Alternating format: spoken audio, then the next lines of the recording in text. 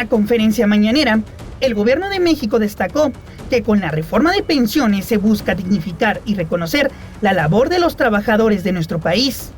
¿Qué está planteando esta reforma? Que los trabajadores puedan irse con el 100% de su último salario, es decir, contar con un complemento solidario para todos aquellos que ganen o se pensionen con el salario promedio del Instituto Mexicano del Seguro Social. Estamos hablando de 16,777 pesos.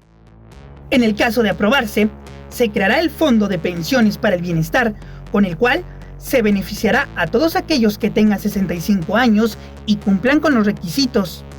También, con esta propuesta, se pretende revertir las reformas de Zedillo y Calderón, las cuales provocaron que cientos de miles de trabajadores quedaran fuera de la posibilidad de tener una pensión. Con la reforma de 1997, aumentaron los requisitos para tener la pensión.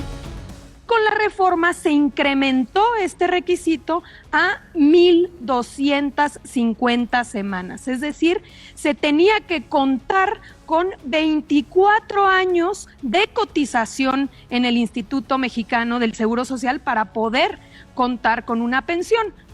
Esto se traduce que el 44.6% de las personas incorporadas a la ley del IMSS de 1973 lograron una pensión, mientras que solo el 25% de las y los inscritos regidos por la ley IMSS de 1997 alcanzaron esta prestación.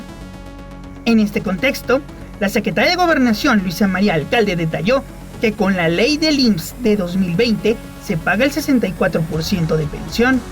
Y para llegar al 100%, la funcionaria dijo que se creará el Fondo de Pensión para el Bienestar, que tendrá un tope del salario promedio del IMSS, que es de 16,777 pesos mensuales.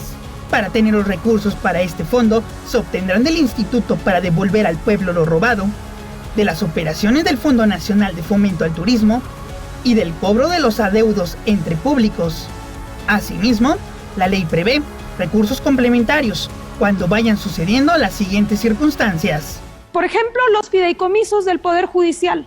Sabemos que si bien se aprobó una ley donde se tienen que regresar estos 15,000 millones, hoy está impugnada y debe ser resuelta por la propia Suprema Corte. Esperamos que una vez resuelto se pueda liberar estos recursos y que formen parte del fondo para las pensiones. De igual modo, los ahorros de la extinción de organismos autónomos se destinarían a este fondo. En total, se estima que el gobierno disponga de 64,000 millones de pesos para pagar el porcentaje faltante de las pensiones en IMSS e ISSSTE.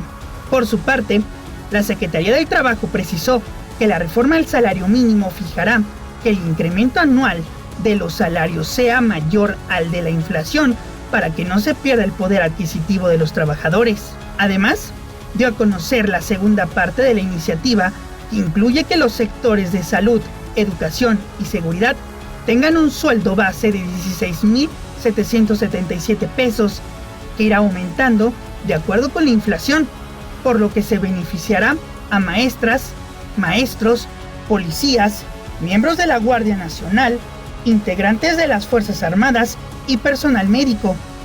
Finalmente, el presidente López Obrador puntualizó que al momento de que la medida de pensiones completas se eleve a rango constitucional, tendrá un efecto benéfico en el incremento de los salarios. José Manuel Fuentes, Informe Capital.